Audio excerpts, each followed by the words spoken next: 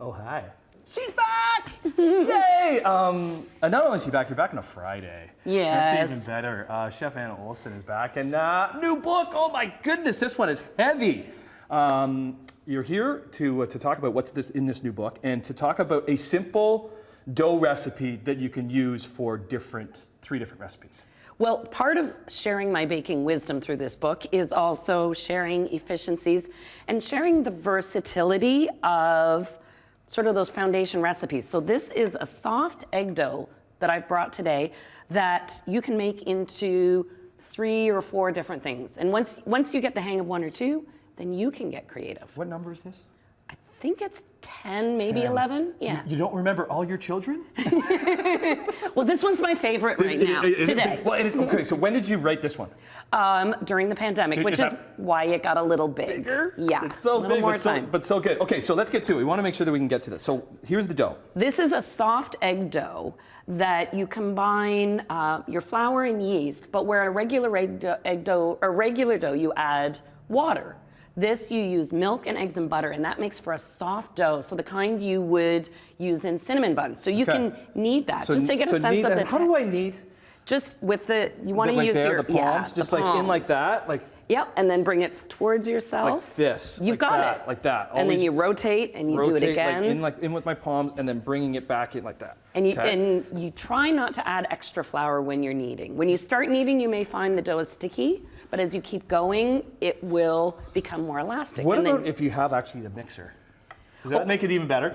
Oh, well, of course it does. Yeah. That makes it easier and tidier, but then you just have to visualize and tell when the dough is pulling away from the mixer, when it's ready. Okay, so I'm doing this, that turns into this. So after 90 minutes, when the dough is rested, you roll it out. And you can also make this a day ahead and put the dough in the fridge to firm it up, because I mean, let's be honest, you and Annette and the team, you wake up early during the week, so if you want to make these on the weekends, you want to sleep in. Does it make the dough better? Because I get intimidated by dough. What did you call it? You had an acronym for it. FOD, fear of dough. Fear of dough, because I don't know, like I could just rather go and buy a dough, but this is an easy dough recipe that you can do yourself. It really is. It's a good place to start, because a dough with the eggs and the butter is actually very forgiving. Okay. And so this looks like... What are you putting on there? What's that? This is butter and brown sugar and cinnamon. So just like a cinnamon bun, except what we're doing are cinnamon twists. We're changing up the shape. Okay. And so I'm just spreading this over half, because what we're gonna do is fold it like this instead of rolling it up in a spiral. And then you can just use a knife, or you can use a pastry wheel like this. And Are you doing all these recipes in your own kitchen? Oh, yeah. Is this where you're coming up with them? Hanging out in my kitchen. Right, and testing them out. But this book is geared towards a home baker. You can be a novice or you can be an expert. But the idea is I'm using the tools that we all have access to. So now what I want you to do, we're gonna kind of stretch the dough, give it a twist. This is a fun one to do with the kids. Right, get them involved. And then you twist it again, whoop, like this. Keep twisting, twisting, twisting. Even if it breaks, it's okay. It's okay. So see how you have that? Now you tie this into a knot. Okay, so I got that. Just so like it's really so. twisted on the Yep. ends.